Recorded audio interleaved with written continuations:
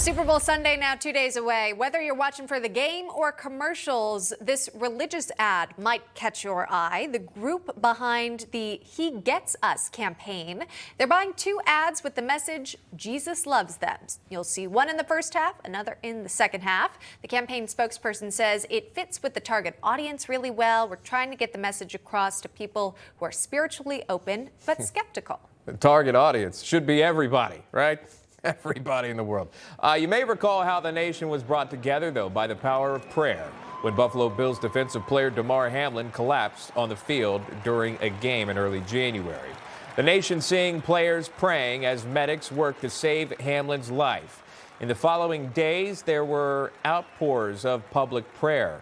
Speaking of Hamlin, the NFL Players Union doctor says again he can play again. And he made his first major appearance since that game last night. Watch. Every day, I am amazed that my experiences could encourage so many others across the country and even across the world. Encourage to pray, encourage to spread love, and encourage to keep fighting no matter the circumstances. Typically, maybe you'd be joined by your team. He was, but his team there was the medical staff that are credited for saving Hamlin's life. Remarkable moment. You didn't know if this would happen back in January. Damar Hamlin making his first major appearance. Talking about football, well, the big game itself, the Kansas City Chiefs and the Philadelphia Eagles facing off Sunday in Arizona. Patrick Mahomes, fresh off winning the Most Valuable Player award, will look to add a second Lombardi trophy to his resume. Meanwhile, the Eagles looking to win their second Super Bowl in team history. They last won in 2018. And who better to ask about the game than famed former head coach of Notre Dame football and national champion Lou Holtz. Coach, always good to see you. How you doing? I'm doing okay considering everything, but thank you for having me. You look great. Absolutely. Glad to have you on. Obviously, it's a big day. You're going to have millions and millions of fans watching. Some are watching for the game, the commercials, or the halftime show. Either way, Coach, what are you watching for? What are your hopes to see? Well, I just want to see a good game. I want to see there be heroes, not jokes, in this football game. So much has been written about who has the advantage in the offensive line, linebackers, etc. I don't pay any attention to that. When you have a big game like this, so much of it depends upon the motivation. For example, Andy Heck, the offensive line coach at the Kansas City Chiefs, will be talking to his offensive linemen about how underrated they are and how this is going to be a overkill by the Philadelphia Eagles defense. So I think so many things go into it. Who's going to win the football game? Yeah, who's going to protect the football? Turnovers will be key in this. I say the football players, man, do you realize how important that football is? They even named the game after it. Now, if they did that, that tells you how important it is. So if you have it, you protect that sector with your life. So there are so many intangibles that will determine the outcome of this game. These are both great teams, as you know, but you would know what it's like behind the mindset of the coaches and the players when you know the entire country is watching you in this moment. It is the biggest game on the world stage. Does that change how you play the game? Absolutely. And when I look at who I think will win this football game, I look at the intangibles. Let me tell you, when you have a big game like this, where the entire world is watching and with the results of the game are going to have lifelong implications of you, you have to look at the intangibles. Number one, Philadelphia was there a couple of years ago, got beat by Tampa Bay 31-6.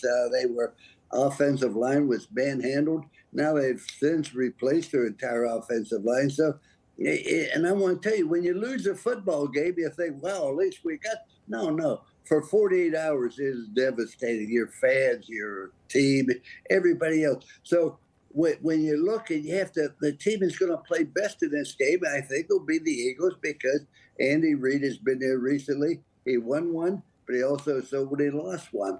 And when you lose, it's because of the focus of the players. You have all the intangibles. Your football team must have their game plan ready when you get to Arizona. Yeah. That's not the place where you perfect things. You have to have all that done. and you hold off the distractions. You got all the fans, you got all your relatives, everybody else there. Everybody wants a piece of it, and you got to be able to discard all those things and stay focused on the game. But remember this: the game will be won the same way you won the rest of it. You got here not because you won the lottery. We got here because you're a good football team, and you took care of the football. You do the little thing.